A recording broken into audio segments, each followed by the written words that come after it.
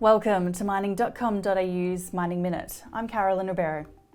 Wall Street had a positive session overnight. A labour survey showed lower job openings for the third month in a row, suggesting the US labour market is cooling and increasing expectations of a pause in interest rate hikes.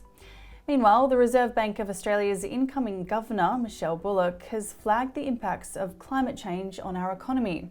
But she says Australia's economic reliance on exporting fossil fuels could be offset by opportunities arising from low-emissions industries, in particular demand for minerals used in batteries, solar panels and wind turbines.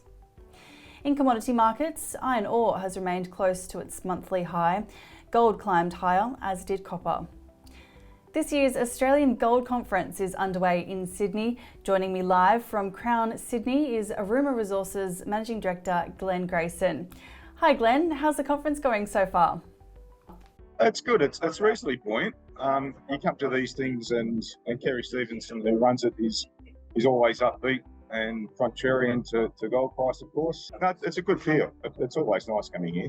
What are you hearing from investors? It's a tough time at the moment. The market's not great for the junior explorer sector, particularly. We're all hoping that there is an increase in gold price essentially for us. It just makes our job a lot easier when the sector's buoyant and people investing. And you've got your presentation today. What are you hoping investors will take away from that presentation?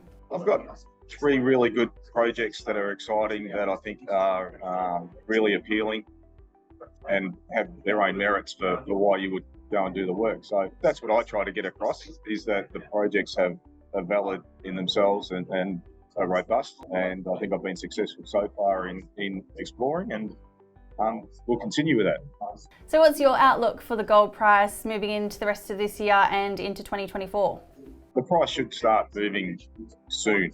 Into 2024, we just had Rick Rule do a presentation here. He certainly thinks that there's going to be a big increase in investment in gold, but it's the timeline, who knows? So we're all waiting and seeing what happens, I guess. Well, Glenn, thanks so much for joining us today. Thanks, Caroline.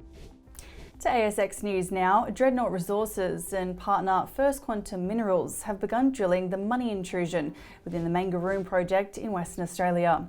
5 drill holes will test 5 conductive bodies interpreted to be sulphide accumulations. The program is fully funded by First Quantum under an earn-in agreement.